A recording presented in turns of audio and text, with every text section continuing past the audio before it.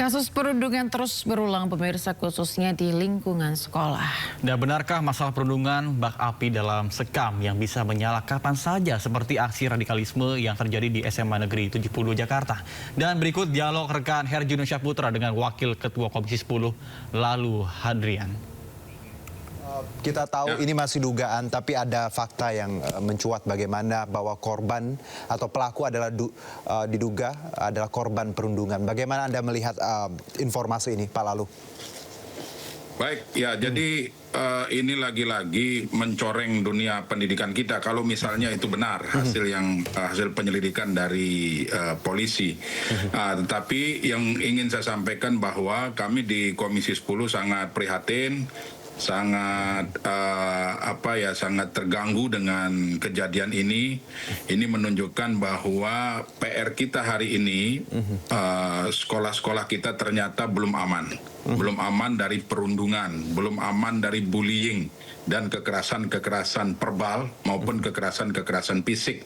Nah, beberapa waktu yang lalu kita juga mendengar dari kampus, dari sekolah, bullying, kekerasan verbal, dan kekerasan-kekerasan fisik kerap terjadi dan masih terjadi di sekolah-sekolah kita. Nah, ini menjadi PR bersama antara kami di Komisi 10 dengan Kementerian Pendidikan Dasar dan Menengah, dengan pemerintah daerah, dengan pihak sekolah, dan tentunya kami berharap juga kerjasama dari para orang tua. Dari para orang tua inilah kita bisa antisipasi kejadian-kejadian yang akan terjadi. Kami meminta kepada seluruh orang tua untuk sama-sama kita mengawasi putra-putri kita, baik di rumah, nah di sekolah itu adalah kewajiban guru, dan tentunya di lingkungan sekitar rumah. Ini menjadi penting, apalagi kalau misalnya ledakan yang terjadi di SMAN 72 ini benar-benar karena siswa tersebut merupakan korban bullying. Ini sungguh kami sangat prihatin. Karena apa? Kementerian Pendidikan Dasar dan Menengah sudah melakukan antisipasi-antisipasi. Program-program juga terus dilakukan, terus disosialisasikan. Ada yang namanya program 7 BK Hebat, 7 guru BK Hebat, 7 jurus guru BK Hebat ini juga diluncurkan untuk mengantisipasi hal-hal atau kekerasan-kekerasan, baik kekerasan verbal atau kekerasan fisik yang terjadi di lingkungan sekolah. Pak Lalu, ini kan cerminan bagaimana sebenarnya keadaan di sekolah dan lingkungan pendidikan yang dirasa tidak aman dan sangat tidak peka terhadap kondisi murid. Lalu menurut Anda apa yang harus segera dilakukan? Kalau tadi kan sudah ada programnya tadi 7 jurus guru BK, tapi lagi-lagi Pak Lalu bahwa hal ini terjadi sebelumnya juga kita tahu Timothy juga sempat tadi mencuat ya yang di Bali bunuh diri karena juga dibully. Bagaimana langkah konkret agar sekolah punya peran lebih kuat lagi dalam menahan dan juga mencegah praktek bullying di lingkungan pendidikan, Pak Lalu menurut Anda?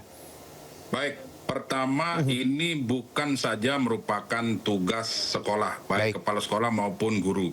Tugas ini yang terpenting adalah adanya kerjasama antara orang tua, pihak sekolah, pemerintah daerah melalui dinas pendidikan, dan tentunya controlling dari DPR, baik DPR kabupaten, provinsi maupun kami di DPR RI. Dan tentu juga kami berharap mitra kami Kementerian Pendidikan Dasar dan Menengah untuk melakukan evaluasi terkait pelaksanaan program-program yang saya sampaikan tadi. Salah satu contohnya ada juga 7 kebiasaan anak Indonesia hebat. Apakah program-program ini sudah dilakukan atau tidak di sekolah masing-masing? Apakah program-program ini sudah disosialisasikan secara masif atau tidak kepada orang tua, kepada seluruh pemangku kepentingan di bidang pendidikan. Nah, oleh sebab itu, langkah-langkahnya ya tentu kita harus kerjasama semua pihak, orang tua, sekolah, kemudian seluruh pemangku kepentingan di bidang pendidikan ini harus melakukan kerjasama dan harus terbuka. Begitu juga orang tua kita harus terbuka kondisi putra-putri kita. Demikian juga guru, tidak mungkin sepenuhnya bisa terselesaikan di sekolah. kejadian-kejadian seperti hari ini, bullying, kemudian perundungan, bahkan terjadi kekerasan fisik, ini sungguh sangat mencoreng dunia pendidikan kita. Sekolah harusnya menjadi tempat yang aman, tempat yang nyaman untuk dilakukan proses belajar mengajar. Kami tentu menghimbau jangan sampai terjadi lagi kejadian seperti di SMA Negeri 72 Jakarta ini. Semua pihak mari kita kerjasama, kita lakukan langkah-langkah yang preventif, kita lakukan langkah-langkah yang tepat untuk mengantisipasi kejadian-kejadian ini terus berulang. Nah ini kan kejadian terus berulang, mati satu tumbuh 1000. Nah inilah PR kita bersama, PR dari DPR, PR dari Kementerian Dikdasmen, PR dari pemerintah daerah. Semua harus bersatu bersama-sama untuk mempersiapkan generasi penerus bangsa ini. Ya, karena seperti kita, itu, Mas. Bahwa controlling tadi ya Pak ya, semua stakeholder, semua pihak baik itu rumah, sekolah dan juga pemerintah harus hadir dalam memecahkan masalah ini. Kalau kita lihat kembali masalah ini Pak, lalu ini terjadi di Jakarta ya Pak, di ibu kota seperti itu. Dan spektrumnya juga sekolah yang modern seperti itu.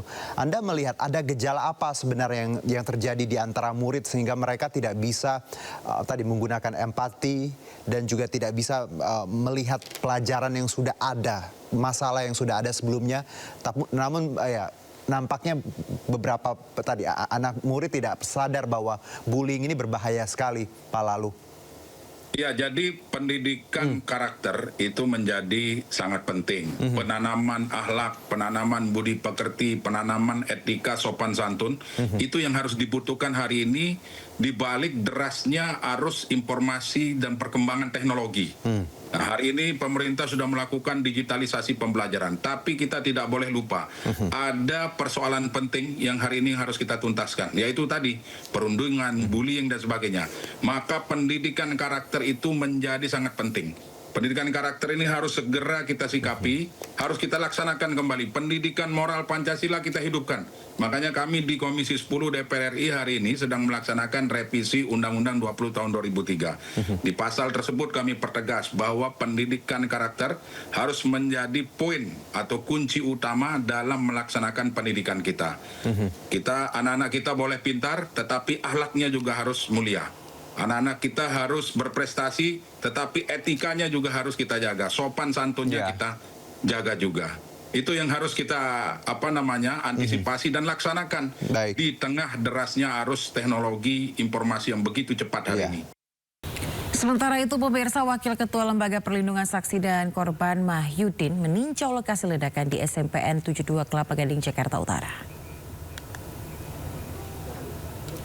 Tim LPSK melakukan pendalaman terkait dengan kebutuhan puluhan korban terdampak ledakan. Namun, Mahyudin tidak secara rinci detail kebutuhan apakah yang akan diberikan oleh LPSK.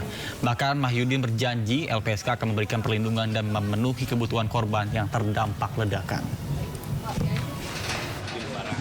Tugas kami di LPSK kan baru melakukan pendalaman aja kaitan dengan kebutuhan korban aja sih. Jadi nggak sejauh kaitannya dengan yang lain gitu. Tapi per hari ini seperti apa komitmen dari LPSK sendiri Pak untuk pendampingan? Karena kalau tadi masih ada 29 yang dirawat Pak. Yes, sesuai dengan tugas dan fungsi kami akan berikan perlindungan itu aja. Kebutuhan korban pasti akan kami penuhi itu aja. Pemirsa, Ketua Komisi Perlindungan Anak Indonesia Margaret Aliatul Maimunah menduga siswa terduga pelaku ledakan SMA Negeri 72 Kelapa Gading, Jakarta Utara dipengaruhi konten media sosial. Ia minta segala konten media sosial yang bersifat negatif menjadi atensi. Hasil pengawasan ternyata ada dugaan bahwa ada pengaruh konten di media sosial. Saya kira ini juga perlu menjadi atensi terutama kepada Komdiji ya. Mungkin butuh ada upaya sistem perlindungan yang lebih ketat lagi terkait dengan konten-konten negatif apapun itu bentuk konten negatifnya supaya bisa memberikan perlindungan kepada anak-anak dan tentu juga atensi kepada seluruh orang tua. Ternyata upaya pengawasan kepada anak juga tidak boleh hanya terkait dengan aktivitas di dunia nyatanya, tetapi juga aktivitas anak-anak saat berada atau sedang berada di dunia maya atau di dunia cyber.